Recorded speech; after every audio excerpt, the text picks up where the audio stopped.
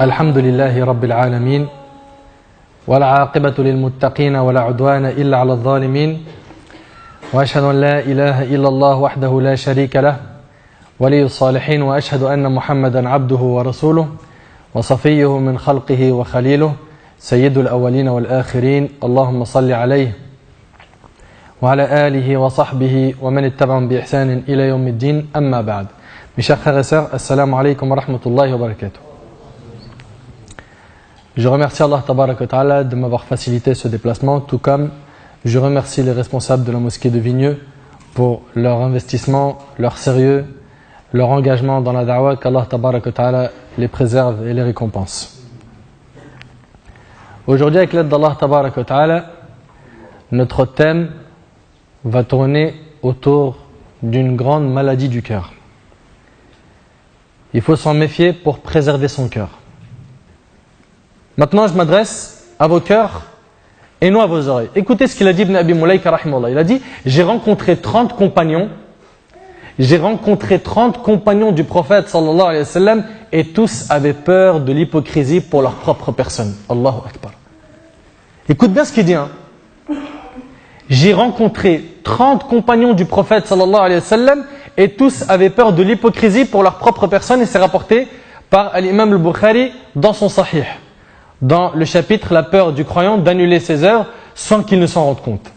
Et ce qui est impressionnant, c'est qu'Ibn Hajar al-Asqalani, rahimahullah, dans son explication de Fath al-Bari, il nous parle de ses compagnons.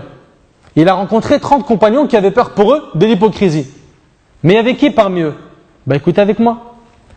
والصحابة الذين أدركهم ابن أبي مليكة من أجلهم عائشة.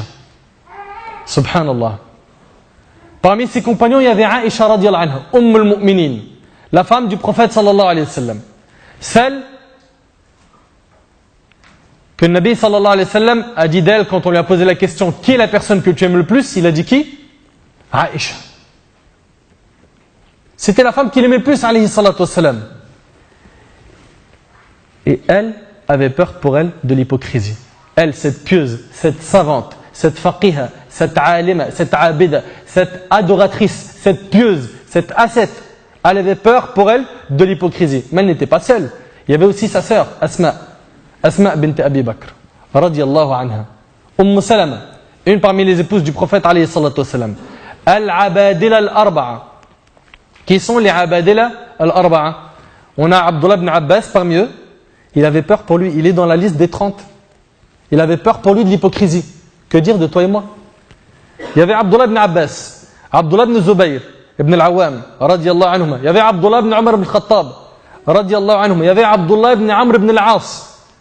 Est-ce que c'est fini? Non. Il y avait Abu Hurayra, radiyallahu anhu, dans la liste. Il y avait Uqba ibn al-Harith. Il y avait Al-Miswar ibn Makhrama. Allahu Akbar. Tous ces compagnons-là, ils avaient peur pour eux. Est-ce que c'est fini? Non. Il y avait aussi Ali ibn Abi Talib. Ali ibn Abi Talib, radiyallahu anhu.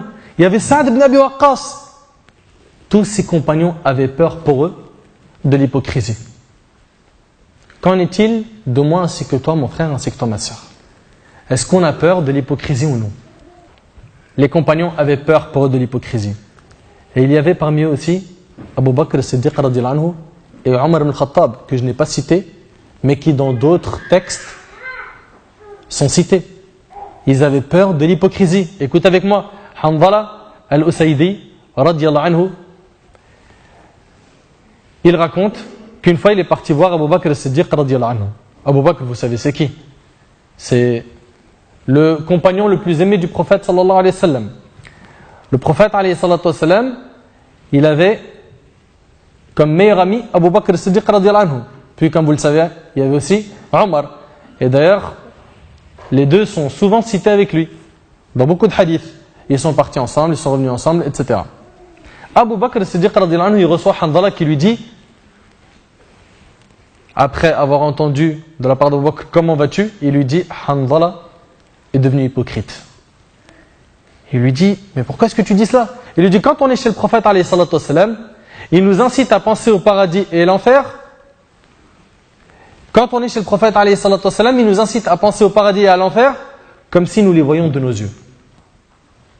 Quand on est auprès de Nabi alayhi salatu wassalam, ces rappels, ils sont tellement vivants, tellement touchants, qu'on a l'impression de voir le paradis et l'enfer. Et qu'est-ce qu'il dit ce compagnon radiallahu anhu? Il dit, mais dès que nous sortons de chez lui, voilà que nous en sommes distraits par nos femmes, nos enfants et nos affaires. Et c'est notre cas. Quand on est à la mosquée, on se mange une recharge, on se sent fort, et quand on rentre chez nous, c'est pas la même foi. Nous avions, après, Hanzala dit après cela, nous avons ainsi beaucoup oublié. Abu Bakr radiallahu anhu, il écoute Hanzala, donc qui se plaint de l'hypocrisie. Il lui dit en fait, j'arrive pas à maintenir la même foi quand je suis avec le prophète alayhi salatu wassalam et quand je suis à la maison. Et là Abu Bakr radiallahu anhu lui dit, par Allah, nous ressentons tous deux la même chose. Allahu Akbar. Abu Bakr radiallahu anhu, il ressent la même chose. Puis nous partîmes, Abu Bakr et moi, jusqu'à ce que nous entrâmes chez le prophète alayhi salatu wassalam, jeudi, donc c'est Hanzala. Ô messager d'Allah, Hanzala est devenu hypocrite. Quand nous sommes chez toi, tu nous incites à penser au feu et au paradis, comme si nous les voyions de nos propres yeux. Et dès que nous sortons de chez toi, voilà que nous sommes distraits par nos femmes, nos enfants et nos affaires. Nous avons ainsi beaucoup oublié. Le prophète alayhi salatu wassalam lui dit, par celui qui détient mon âme dans sa main, si vous saviez persister dans l'état où vous étiez chez moi, et dans la pensée continue, dans cette pensée continue à Allah, les anges vous serreraient la main dans vos lits et quand vous marchez dans la rue. Mais au Hanzala, 1 heure pour l'au-delà et 1 heure pour les choses de ce bas monde, et le hadith il est rapporté par l'imam Muslim. Et ici j'attire votre attention sur une compréhension totalement erronée de certaines personnes quand ils lisent ce hadith. Quand ils font des péchés, des choses blâmables, tu lui dis mon frère mais qu'est-ce que tu fais? Il dit mais 1 heure pour ce bas monde et 1 heure pour l'au-delà. Il te dit sa'a wa sa'a. Hein? 1 heure pour ton cœur, tu te fais plaisir, et 1 heure, voilà, tu es en adoration. En fait, ce qu'il faut comprendre, c'est que oui, tu as le droit de te faire plaisir, tu as le droit d'avoir un divertissement, mais qu'il doit être dans un cadre licite. Abu Bakr radiallahu anhu avait donc peur pour lui de l'hypocrisie. Et c'était aussi le cas de Omar radiallahu anhu wa an jami' as-sahaba. Omar radiallahu anhu, ce pieux, qui a fait ses preuves au point d'être appelé Al-Farouq, le discernateur. Celui qui a discerné entre Al-Haq wal-Batil, le vrai et le faux. Ce compagnon à qui lui fut annoncé qu'il allait être au paradis. Le cœur de Omar radiallahu anhu était rempli de la vérité. Et sa langue n'a prononcé que la vérité.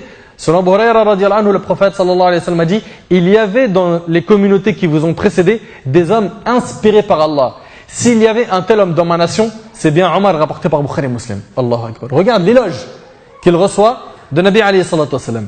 Et selon Uqba ibn Amir radiallahu anhu, le prophète sallallahu alayhi wa sallam a dit, s'il devrait y avoir un prophète après moi, ça aurait été Omar, et c'est rapporté par Tirmidhi, le hadith il est authentique.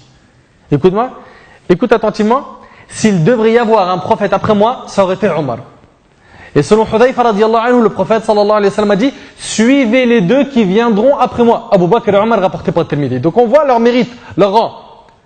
Et bien Omar radiallahu anhu, qui a reçu toutes ces éloges, un jour il est parti voir Hudayfa ibn al-Yaman radiallahu anhu, qui avait la liste des noms des hypocrites. Et il est parti le voir pour lui dire, est-ce que le prophète alayhi salatu wassalam a cité mon nom parmi les hypocrites? Il avait peur pour lui de l'hypocrisie. Et là, Hudayfa radiallahu anhu l'a rassuré en lui disant que non.